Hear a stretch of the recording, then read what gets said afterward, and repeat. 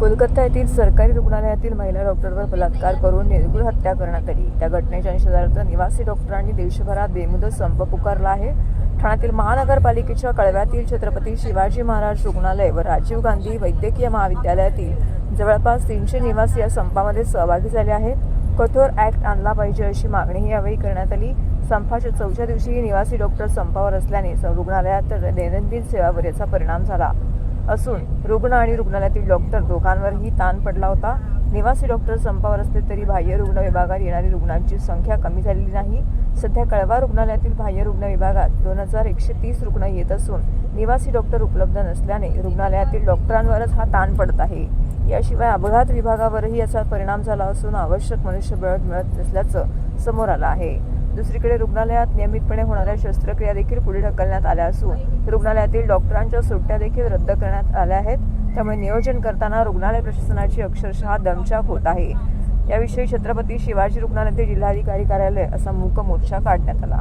कलकत्त्याला जो इन्सिडेंट झालेला आहे तो अतिशय हिंसक इन्सिडेंट झालेला आहे आणि नुसतं आतापर्यंत डॉक्टरवरती हल्ले व्हायचे, आम्ही इंज्युअर व्हायचो। तुम्ही बरेचसे फोटो बघितला असेल, रक्तबंबाळ झालेले डॉक्टर, परंतु आता एका लेडी डॉक्टरवर हल्ला झाला आहे। नुसता हल्ला नाही झाला तर रेप सुद्धा करण्यात आलेला आहे आणि ब्रुटली रेप करून तिला मर्डर करण्यात आलेला आहे।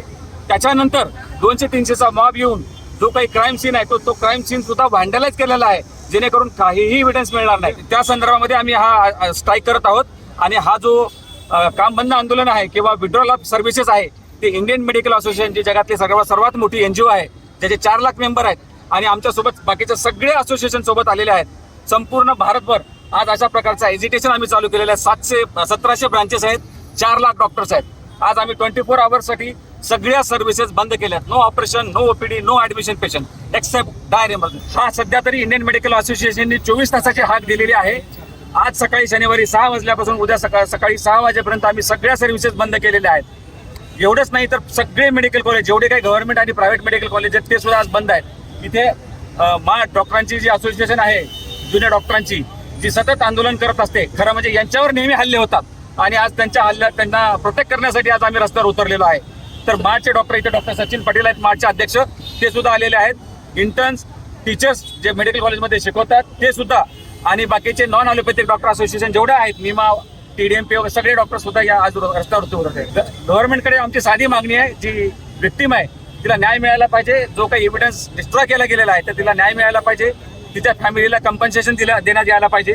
जे कल्प्रिट आहेत त्याला फाशीची शिक्षा व्हायला हवी आणि अशा प्रकारचे हल्ले आता आम्ही खपून घेणार नाही। सेंट्रल गव्हर्नमेंटने आता वेळ आलेली आहे, त्यांनी ऐकायला हवं। नाही ऐकायला आलं तर याच्या पुढे जे एज्युकेशन आहे ते आम्ही फार स्ट्रॉंग करू। सगळ्या सर्व्हिसेस पूर्ण भारतभर बंद करू। आमची central act against violence against health care and doctors ही मागणी आहे, ती मागणी आता मान्य झाली पाहिजे।